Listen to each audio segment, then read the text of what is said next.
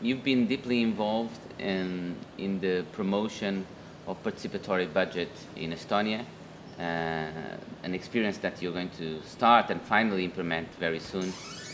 Why have you done so? Why has Estonia decided to take this step, and what are your expectations for that experiment?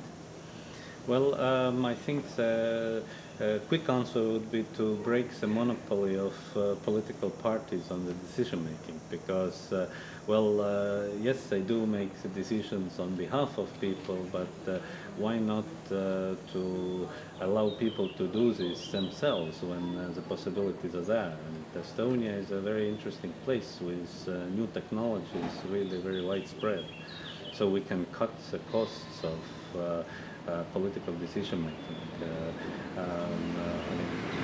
General elections are held not so often, also because of the cost involved creating the elections. So with electronic means, it is much more easy to reach or to have these decisions, and we are trying to deploy it for the budgeting process. Estonia already has an experience with electronic voting, actually. Yes.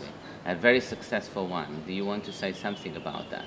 Well, we started in 2005, and we've had it in 2 local elections, in 2 parliamentary elections, and also European Parliament elections. So in the last parliamentary elections last spring, actually 1/4 of all votes cast were cast over internet.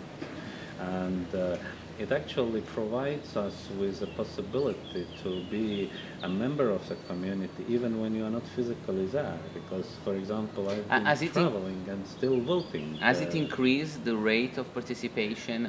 There is no conclusive data on that yet, but it clearly, we see that more and more people do vote, and we don't see people returning to the traditional ways.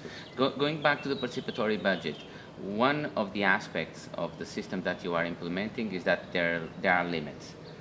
There's only a certain percentage of the budget that people can participate and decide upon. Yes. There are certain kinds of expenditures that they cannot decide on. Why so? Why those kinds of limits?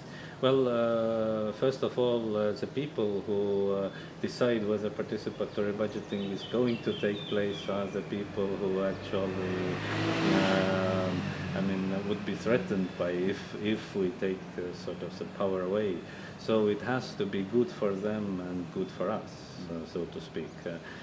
But it is also clear, and in lots of legislation, it's a case that budgeting questions are taken out of the direct democracy approach because of the sort of need to balance very different interests, and you can't just have the majority right there.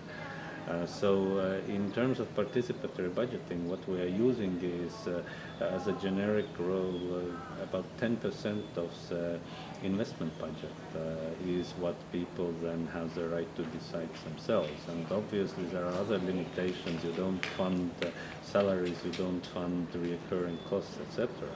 However, even with this 10% of the investment budget, I think it's a very huge step forward in terms of empowerment of the people.